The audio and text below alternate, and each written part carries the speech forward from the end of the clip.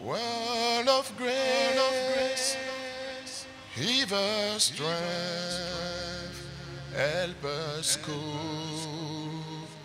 in this world where we roam.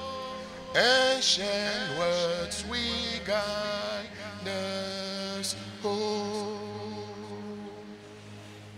Holy words, long preserved, for I walk in this world. There is arms with God's own heart. Oh, let the ancient words impart. Word of life, word of God, give us strength, help us go in this world where we roam. Ancient words we guide us. Oh, word of life, word of grace, give us strength, help us go in this world where we roam. Ancient word we guide us. Oh, word of life, word of hope, give us strength, help us go in this world where we roam. Ancient words will guide us. Oh, que chacun prie. Word of life, word of hope, give us strength, help us go in this world where we roam. Ancient words will guide us. Oh, word of life, word of hope, give us strength, help us go in this world where we roam. Ancient words will guide us. Oh, word of life, word of hope, give me strength, help us go in this world where we roam. Ancient words will guide us. Oh, for the last time. Word of life, word of hope, give us strength, help us go in this world where we roam. Ancient words will guide us. Oh my God, we need help. We need help. We need help. We know where we are. and we know the distance from where we have been from you. Oh Lord Jesus Christ, help us. Help me, help him. We want to be like you are, and we want to express by our behavior, our thoughts, who you are and how you operate. Oh, please, my Lord, mighty Jesus, help us, help us, help us, help us, help us, help us. We want to be where you are, exactly where you are, and we don't want to be far from you. Oh, Lord. Oh, and I read on the read my own the Sawantana broski the mama.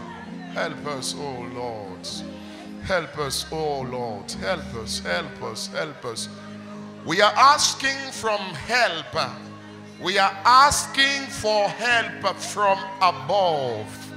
We are asking for help from above. Please strengthen us. Please forgive us all our sins. Our Father who art in heaven, who art in heaven, who art in heaven, oh, hallowed be your name. And as your word say, we want to be holy. Let holiness, oh my Lord, characterize whatever we do. Let help come from above. Oh, Motabedobosa. Word of life, word of hope, give us strength, help us go in this world, weary road, ancient words will guide us home. Ancient words, ever true, changing me, changing you. We have come with open heart. Oh, let the ancient word impart. Ancient words, ever true, changing me, changing you. We have come with open heart. Oh, let the ancient words impart. Ancient word, ever true, changing me, changing you. We have come with open hearts. Oh, let the ancient words impart. One more time. Ancient words, ever true, changing me, changing you. We have come with open hearts. Oh, let the ancient words impart. I want everybody to say, word of life, word of hope, give us strength, help us go. In this world, wherever we roam, ancient words will guide us home. Lebrosa, Debrosa, word of life, word of hope, give us strength, help us go in this world weary road,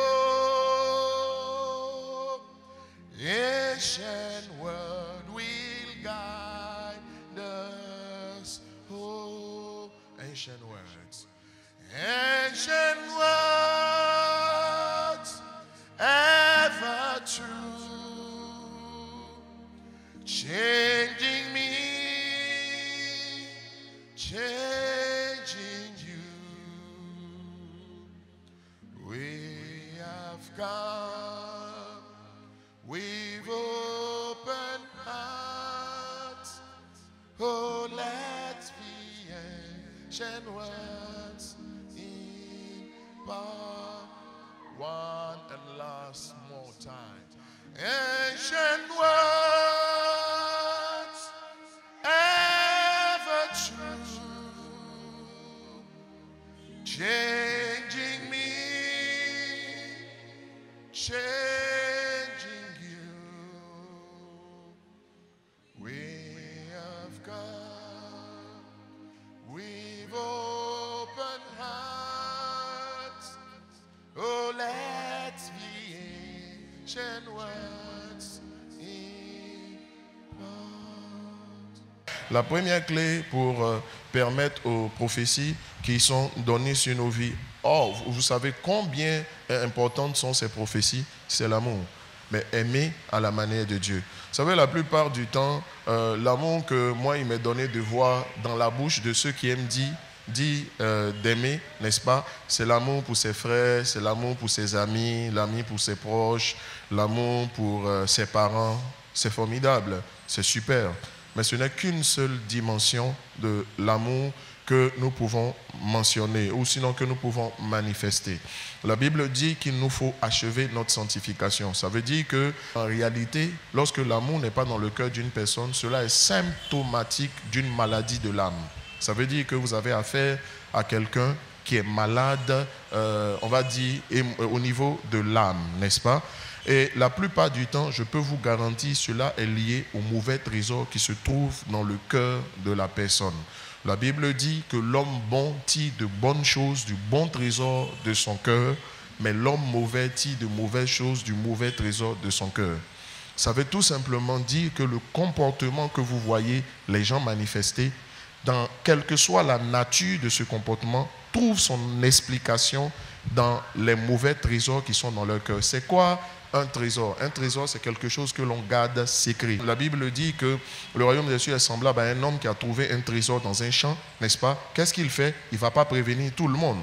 La Bible dit qu'il s'en va, il prend de quoi acheter ce champ-là, parce qu'une fois qu'il a le champ, il aura le trésor, parce que le trésor se trouve dans le champ. Ça veut dire que le trésor, ce n'est pas quelque chose qu'on expose, ce n'est pas quelque chose, à la limite, dont on a envie de parler, n'est-ce pas? Mais moi, il m'a été donné de constater que tout ce que vous voyez quelqu'un manifester, le type de comportement, la haine ou le mépris qu'un individu peut avoir pour les autres, tire son origine dans les trésors, les mauvais trésors qui sont dans son cœur. Vous remarquerez que si, par exemple, quelqu'un a beaucoup aimé, beaucoup aidé les gens qu'il a vus, qu'on ne lui a pas rendu les choses comme il se doit, ou que ce soit directement lui ou l'un de ses parents, il a tendance à ne plus vouloir être, par exemple, hospitalier, il a tendance à ne plus vouloir être libéral, il a tendance à ne plus vouloir être serviable vis-à-vis des autres. C'est pourquoi il faut nécessairement guérir l'âme. Personne parmi nous ne rentrera dans sa destinée sans avoir guéri l'âme, n'est-ce pas? Son âme. C'est pourquoi David dit ceci, il restaure mon âme. Mais on ne restaure pas ce qui n'est pas en mauvais état. Ça veut dire que David disait par ricochet qu'il arrive des moments où notre âme prend un coup. Et donc, retenez simplement pour l'heure que l'absence d'amour dans le cœur d'une personne, dans toutes ses dimensions, c'est-à-dire au-delà de l'amour pour ses proches, l'amour pour les inconnus, qui se traduit par, n'est-ce pas, on va dire de l'égard ou de l'attention que l'on manifeste vis-à-vis des inconnus ou des étrangers, n'est-ce pas, que l'on traite comme des amis. Parce que la Bible nous a enseigné, en Luc chapitre 10, le verset 30 au verset 36, que le prochain, plésion en grec, c'est un ami. Autrement dit, c'est un inconnu que l'on traite avec les mêmes égards et les mêmes considérations qu'on aurait traité un ami. Aimer comme Dieu, c'est aussi aimer nos ennemis. Aimer nos ennemis, n'est-ce pas? Je précisais que le fait d'aimer nos ennemis ne va pas, sur le coup, ça ne va pas les amener à changer. Ils pourront même continuer à vous faire plus mal, n'est-ce pas? C'est pour cela que, comme le dit le pasteur Mohamed, l'amour est un commandement. L'amour n'est pas un sentiment. Pour dire que je sens que je dois lui pardonner avant de pardonner à quelqu'un, tu dois pardonner parce que c'est ce que la parole de Dieu dit. Et je m'en vais donc sur cette base-là, avec tout ce que nous avons dit. Nous sommes en train de dire une chose. C'est bien de dire, de traiter l'inconnu comme un ami. Mais vous savez que ce n'est pas facile. Parce que vous savez que l'ami, l'inconnu n'est pas votre ami. On vous dit, traitez-le comme votre ami, mais il n'est pas votre ami. Donc ça veut dire que ça ne se fera pas naturellement. Il va falloir tout un ensemble d'ingrédients pour vous amener à le faire. Naturellement, lorsque tu rencontres quelqu'un que tu connais, si tu m'as rencontré, tout de suite tu souris. Mais si tu rencontres quelqu'un que tu ne connais pas qui te salue, la première réaction, tu as envie de te tourner pour savoir c'est qui te salue et pourquoi il te salue, n'est-ce pas? Voilà, parce que tu sais qu'il n'est pas. Parce que quand on dit comme, fait comme, ça veut dire ce n'est pas, c'est comme, mais ce n'est pas la chose. Alors, pour pouvoir aussi aimer ses ennemis, il y a des vérités à savoir. Une vérité n'est pas une réalité. Une vérité est vérité parce que c'est la réalité. La réalité de Dieu, ça s'appelle une vérité. La réalité des hommes, ça s'appelle la réalité. Elle est liée aux circonstances, aux événements, aux informations reçues par les sens. Mais la réalité de Dieu, ça s'appelle la vérité. Ça veut dire que dès l'instant où on parle de vérité, c'est quelque chose qui émane directement de Dieu et qui est rattaché à Dieu. Ce n'est pas rattaché à l'homme pour que quelqu'un veuille vouloir le contester. Mais quand c'est une vérité, vous ne faites que la constater sans pouvoir la contester. Et en cela, il y a 3 vérités majeures qu'il faut savoir. Si vous voulez pouvoir être capable d'aimer comme Dieu. 3 vérités essentielles qu'il faut savoir. En Job 22, verset 28, la Bible dit ceci: à tes résolutions, à tes décisions, répondra le succès. Et sur ton sentier brillera la lumière. La lumière dont on parle ici, c'est le Saint-Esprit. Pour dire que le Saint-Esprit, sur la base de Job chapitre 22, verset 28, ne peut pas et ne va pas. Pas parce qu'il n'en a pas la capacité, mais il ne va pas parce que tu ne respectes pas le principe. Il ne va pas t'aider si tu ne prends pas de décision. Le Saint-Esprit a été mandaté par le Père en tant que Paraclétos, dans ces 6 définitions, pour nous aider. Mais il ne manifestera pas, il ne jouera pas ces 6 rôles, n'est-ce pas, associés à la terminologie Paraclétos, tant que tu ne prends pas de décision dans ta vie. Et c'est le problème que nous avons tous. Ce passage donc de Job chapitre 22, verset 28, nous dit également qu'on n'aboutit à aucun résultat dans sa vie sans décision. Tu n'aboutiras à aucun résultat dans ta vie sans décision. Aucun. Il faut prendre des décisions si l'on veut aimer comme Dieu. Et si l'on veut appliquer toute la parole de Dieu, il faut prendre des décisions. Pour être à mesure d'appliquer la parole de Dieu, il faut prendre des décisions. Et les décisions ne sont pas des sentiments. Les décisions ne sont pas des déclarations de bonnes intentions. Le chemin de l'enfer est pavé de beaucoup de bonnes intentions. Beaucoup de gens sont partis en enfer juste avec les intentions parce qu'elles croyaient que les intentions valaient les décisions. Une intention n'a pas la dimension ni le rang d'une décision. Ce sont des décisions qu'on prend. Et ce sont des décisions que le Seigneur attend de toi. Tu sais quoi? Tu n'arrêteras pas de commettre l'impudicité parce que tu souhaites arrêter. Tu arrêteras de commettre l'impudicité quand tu prendras la décision d'arrêter. L'intention ne vaut pas, n'a pas la dimension de la décision. Mais les gens veulent changer, mais sans prendre de décision. Les gens veulent que le Saint-Esprit les aide, mais sans prendre de décision. Mais vous remarquez une chose, c'est que chaque fois qu'on prend une décision, c'est qu'on a des bonnes raisons de les prendre. Tant qu'on n'a pas de bonnes raisons de prendre des décisions, on ne les prend pas parce que les décisions sont fondées sur des raisons, n'est-ce pas, profondes, sur des raisons éprouvées. Donc, tant que je n'ai pas de raison profonde et convaincante de mon point de vue, de prendre une décision donnée dans un sens donné, je ne la prendrai pas. C'est l'une des raisons pour laquelle aussi beaucoup ne prennent pas les décisions qu'il faut. On dit, aime ton ennemi. Il dit, Seigneur, fais que j'aime mes ennemis. Je dis, mais tu parles de quoi? What are you talking about? On décide d'abord. Et pour pouvoir le décider, il faut savoir pourquoi tu dois le décider. Quelles sont les raisons donc profondes et fondées? Quelles sont les vérités bibliques sur lesquelles il faut s'appuyer pour comprendre qu'on n'a pas d'autre choix que d'aimer? Premièrement, la Bible dit que la loi, quand on dit la loi ici, il faut comprendre le commandement de Dieu. Les commandements ou les principes de Dieu. La Bible dit que la loi est spirituelle. Quand on dit que la loi est spirituelle, quelle est sa signification profonde? Qu'est-ce que ça veut dire? Vous avez lu aussi dans la Bible qu'on dit la loi est bonne. Ça veut dire que les commandements de Dieu, là, on dit c'est bon. Qu'est-ce que ça veut dire? Et quelles sont les implications dans notre sanctification ou dans notre capacité à appliquer toute la parole de Dieu, dont l'amour? La première vérité que nous avons donnée, qui nous aide à manifester la loi de Dieu, les commandements de Dieu et donc l'amour, c'est de comprendre que nous avons été suscités en tant que nouvelle création pour refléter Christ, qui lui-même est amour. Dans la parole de Dieu, Dieu est amour, n'est-ce pas? L'amour, c'est une des qualités de Dieu. Mais vous voyez qu'on assimile Dieu à l'une de ses qualités, sinon sa qualité majeure. De la même façon, la nouvelle création, elle est en Christ. Elle est Christ. Vous savez, personne n'est embauché dans une entreprise sans qu'on ne lui donne son cahier de charge. Et c'est le cahier de charge qui indique à la personne comment elle doit se comporter et ce qu'on attend d'elle. Si tu n'as pas de cahier de charge, tu fais quoi? Ça veut dire que le comportement que la personne a dans l'entreprise est lié à son cahier de charge. Ça veut dire quoi? C'est ton cahier de charge qui détermine ton comportement et qui détermine tes responsabilités. Si tu ignores ton cahier de charge, frère, tu ne sauras pas te comporter, tu ne sauras pas avoir la bonne attitude. C'est pourquoi il nous faut connaître quel est notre cahier de charge en tant que chrétien. Si nous devons refléter ou manifester Christ, Christ doit être formé en nous. Galates chapitre 4, verset 17. Christ doit être formé en nous.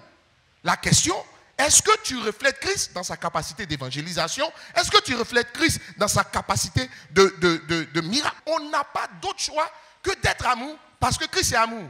On n'a pas d'autre choix d'aimer nos ennemis parce qu'en tant que représentant de Christ, Christ est amour. Je vous ai dit au commencement, sans décision, tu n'aboutis à rien. Et aucune décision ne se prend si ce n'est sur la base de raisons fondées. On n'a pas demandé les conditions dans lesquelles tu dois le faire. On dit, regarde, attention, s'il s'agissait que de ta seule vie, tu pouvais faire ce que tu veux. Mais il dit, j'ai été crucifié avec Christ. Si je vis, ce n'est plus moi qui vis. Tu sais quoi? Ce verset n'a pas de sens pour toi. S'il avait un sens pour toi, tu allais comprendre qu'il ne s'agit pas de ta vie, il s'agit de celui que tu représentes. Avant de poser un acte, tu réfléchirais par deux fois. Avant de faire quelque chose, tu prendrais les bonnes décisions. La Bible dit, l'homme est créé à l'image de Dieu. Ok? Ça veut dire que ton prochain, là, il transporte aussi une partie de l'image de Dieu. Donc si tu n'aimes pas ton prochain, en fait c'est Dieu que tu n'aimes pas. Dans l'Ancien Testament, les choses étaient faites en sorte que tu obéisses par contrainte. Mais dans le Nouveau Testament, la grâce étant venue, elle transforme la contrainte en désir d'obéir. Donc tu passes de l'obligation d'obéir en désir profond d'obéir. Pourquoi? Parce que tu aimes Dieu. Et que la nouvelle alliance qui est la grâce est basée sur le fondement de l'amour. Dire que la loi est spirituelle, ça veut dire qu'elle est inspirée par l'esprit. Et comme Dieu est esprit, ça veut dire que la loi vient de Dieu. Or, Dieu a tout fait pour un but. Donc dire que la loi est spirituelle, ça veut dire que le commandement de Dieu, là, Dieu a donné ce commandement en ayant quelque chose en tête. Il y a un objectif que Dieu veut atteindre. C'est pourquoi il te donne ce commandement. Et c'est la compréhension de l'objectif que Dieu veut atteindre qui doit t'emmener à obéir et non la sanction qui est associée à la désobéissance de la chose. Quand Dieu dit honore ton père et ta mère, frère, laisse-moi te dire, il dit afin que tu vives longtemps, que tu prospères dans le pays. Ça veut dire quoi? Quand on dit la loi est spirituelle, par exemple, le commandement de Dieu, honore ton père et ta mère, Dieu dit, si tu n'honores pas, c'est parce que Dieu sait que si tu n'honores pas ton père et ta mère, là, dans la vie, celui qui n'a pas de père n'a pas de repère. Tu seras perdu dans la vie. Tu vas tâtonner comme un aveugle en plein midi. Frère, sors de tes jeûnes. Et puis arrête que personne ne te distrait. Regarde, il y a un commandement de Dieu que tu as violé. C'est tout. Le blocage vient dans ta vie parce qu'à chaque loi associée une sanction. Mais je ne veux même pas parler en termes de sanction. Les gens vont avoir la mentalité encore de l'ancienne alliance. Moi, je ne te parle pas de la sanction. Je te parle du pourquoi de la chose. Je ne te parle pas de la sanction associée à la désobéissance au commandement, mais je te parle de l'objectif que Dieu veut atteindre. Pourquoi? Parce que la contrainte d'obéir est transformée en désir d'obéir. Pourquoi? Parce qu'on aime Dieu. Quand Dieu dit, donc, honore ton père et ta mère, c'est parce qu'il n'a pas envie que tu sois dans la galère. Il dit afin que tu sois prospère, tu prospères. Beaucoup sont pauvres, vous avez des problèmes financiers, pas à cause des démons. C'est là que je suis obligé de t'expliquer qu'on dit il te mordra le talon. Satan ne peut pas avaler. Regardez, le mot grec traduit en français par manger, là, ça signifie détruire. Ça signifie obstruer. Ça veut dire quoi? Satan ne peut pas bloquer la vie de la nouvelle création. La seule chose qu'il peut faire, c'est de lui mordre le talon. Te faire croire des mensonges. Te faire croire des choses qui ne sont pas. Dès l'instant où tu crois un mensonge, une porte s'ouvre et c'est alors qu'il peut rentrer. Or, ceux qui sont Adam, il n'y a pas de porte. Il est le propriétaire de la clé. C'est comme quelqu'un qui veut rentrer dans une maison, il a la clé, et puis un autre qui veut rentrer n'a pas la clé. Il est obligé de te manager pour prendre la clé. Mais comme il est de mauvaises intentions, il te blague et puis il vole la clé. Pendant que lui te distrait, quelqu'un passe derrière toi et puis il prend la clé et puis il rentre. Comme des brigands qui ont envie de s'évader de prison. Dieu n'aime pas la pauvreté parce que Dieu n'est pas pauvre. On dit de riche qu'il était, il s'est fait pauvre afin que de par sa pauvreté nous soyons enrichis. Donc quand on voit un enfant de Dieu qui est dans la galère, tu n'es pas en train de refléter Christ. C'est pourquoi Dieu doit te rendre prospère. Si tu comprends les lois de la prospérité, que tu les appliques. C'est parce que Dieu n'a pas envie aussi que tu sois malheureux. Il dit afin que tu sois heureux. C'est pour ça qu'il dit honore ton père et ta mère. Donc regarde, si tu n'as pas envie d'être malheureux, si tu n'as pas envie de tâtonner comme un aveugle en plein midi, si tu n'as pas envie de mourir vite, parce qu'il a dit honore ton père et ta mère pour que tu vives longtemps. Donc beaucoup meurent jeunes parce qu'ils déshonorent soit leurs parents, soit leur père spirituel. Ils meurent jeunes, ils tombent en chemin. Beaucoup aussi meurent vite parce qu'ils déshonorent Dieu. Tu n'as pas compris que tu es là pour le représenter. Parce que tout commence par le Père Céleste. La deuxième vérité qu'il faut savoir pour pouvoir pratiquer la parole de Dieu ou les commandements de Dieu, c'est qu'il faut réaliser que il faut avoir une attitude qui est en phase avec votre identité. Le comportement que quelqu'un a là, c'est toujours lié à son identité, à qui il est. Qu'est-ce qu'il représente? Un ambassadeur ne peut pas venir en jean à une cérémonie officielle. Dieu nous enseignait dans sa parole, à travers les vêtements qu'on portait, les gens portaient, les sacrificateurs portaient dans l'ancienne alliance, que en fonction de l'occasion, de la circonstance et de celui que tu rencontres, ton vêtement doit aller. Il parlait de vêtements physiques, mais c'était pour nous parler de vêtements spirituels. Mais ça ne veut pas dire que les vêtements physiques ne sont pas d'actualité. 1 Corinthiens chapitre 13, verset 11. Qu'est-ce que la Bible dit? Quand j'étais enfant, je parlais comme un enfant. Je pensais comme un enfant. J'agissais comme un enfant. Il dit, maintenant que je suis devenu adulte, j'ai délaissé tout ce qui est de l'enfant. Qu'est-ce que Paul dit dans ce passage? Il est en train de dire que quand je suis conscient que je suis enfant, je ne me gêne pas pour avoir des comportements d'enfant. Mais quand je ne suis plus enfant, regarde, j'étais enfant, mais je ne suis plus enfant. Quand j'étais enfant, il y a des choses que je pouvais me permettre, mais maintenant que je ne suis plus enfant, je ne peux pas continuer à me permettre ces choses parce que je suis conscient de qui je suis, c'est-à-dire un grand. L'identité, c'est ce que je suis. Donc, autrement dit, la conscience que quelqu'un a de son identité l'amène à voir le comportement qu'il faut. Deuxième passage, Éphésiens chapitre 5, verset 8. Il dit, autrefois vous étiez ténèbres, mais maintenant vous êtes devenus lumière. Marchez comme des enfants de lumière. Autrement dit, tant que vous étiez ténèbres, vous pouviez vous permettre de marcher comme des enfants de ténèbres. Il n'y avait pas de problème. Mais il dit, il commence à avoir un problème quand un vieux se comporte comme un enfant. Imagine-toi, tu veux la marier. Et puis quand elle vient, elle dit, la femme que tu as mariée, là, dès que vous rentrez à la maison, et puis elle se met par terre, elle prend les poupées, et puis elle dit, Barbie, la maison de Barbie, la maison de Barbie, hey, maison de Barbie, ma poupée, j'ai ma poupée là, je l'appelle Barbie. Frère, tu t'assois, tu te demandes quel démon l'a possédé. Pourquoi? Parce que tu sais que ce n'est pas une enfant. Donc vous comprenez que il faut prendre profondément conscience de qui on est. C'est là que ça commence. Autrefois, nous étions Adam. J'ai défini Adam comme étant l'être humain qui n'a pas accepté Jésus-Christ de Nazareth et qui par ricochet n'a pas le Saint-Esprit. Tous ceux-là, on les appelle Adam. Maintenant, il y a les Christ. C'est ceux qui ont accepté. Ils ont fait l'expérience de la nouvelle naissance. Donc, ils ont le Saint-Esprit. Il n'existait sur la terre qu'une seule culture. La culture du royaume des cieux. La culture de Dieu. C'est quoi la culture? La culture, c'est l'ensemble de ce qui caractérise un peuple donné. C'est ce qui distingue un peuple d'un autre. Au nom de ce qui distingue un peuple d'un autre, il y a quoi? Il y a l'habillement. Il y a les habitudes de vie. Il y a la langue. Il y a la nourriture. Ça, la culture. La culture, c'est une façon de parler. La culture sont des habitudes. La culture, c'est une mentalité. Est-ce que tu sais qu'en fonction de ton être, tu as une façon de réfléchir? Dès que le péché est descendu dans le monde, le péché a introduit en l'homme, ce n'est pas dans la nature, le péché a introduit dans l'homme une deuxième culture. Sinon une nouvelle culture. La culture que Satan a introduite dans l'homme, ça s'appelle le monde. C'est la façon de voir de Satan. La façon dont Dieu a sa façon de voir sur tous les sujets, Satan aussi a sa façon de voir sur tous les sujets. La manière dont Dieu a sa façon de penser, Satan aussi a sa façon de penser. Tu étais Adam, tu es devenu Christ, c'est-à-dire une nouvelle création, mais n'oublie pas que tu étais Adam. Donc quand tu rentres dans la chrétienté, tu sais la culture qui est en toi, ce n'est pas la culture du royaume des cieux. C'est la culture du monde. En Matthieu chapitre 3, verset 2. En Matthieu chapitre 4, verset 17. Jean-Baptiste va dire, répentez-vous car le royaume des cieux est proche. En Matthieu chapitre 4, verset 17. Jésus aussi va dire, répentez-vous car le royaume des cieux est proche. Il va dire aux disciples, quand vous partez, dites aux gens, répentez-vous car le royaume des cieux est proche. Attendez. Le mot repentir veut dire métanoïa, changement de mentalité. Autrement dit, Jésus dit, regarde, et quand il dit le royaume des cieux est proche, dans la version en anglais, on dit, the kingdom of heaven is at hand. Ça veut dire c'est à portée de main. Quand on dit quelque chose à portée de main, ça veut dire c'est là. Tel instant où quelqu'un se convertit, la première des choses qu'il doit comprendre, il faut qu'il change sa manière de penser. Pourquoi? Parce que la culture de ce royaume-là, c'est différent de la culture de là d'où il vient. Ce n'est pas le monde, c'est le royaume. C'est pourquoi il va dire, soyez transformés par le renouvellement de l'intelligence afin que vous discerniez quelle est la volonté de Dieu. Ça veut dire quoi? La finalité du renouvellement de l'intelligence, c'est de nous emmener à marcher dans la volonté de Dieu. Écoute-moi, l'action est précédée par la pensée. Donc si tu n'as pas changé, pour pouvoir agir comme Dieu, il faut penser comme Dieu. Le problème de Satan, il veut que, tout en ayant citoyen du royaume, tu aies la culture un peu du monde. Même si tu n'as pas toute la culture du monde, dans certains domaines de ta vie, il faut prendre la culture du monde. S'il contrôle un domaine de ta vie, il contrôle toute ta vie.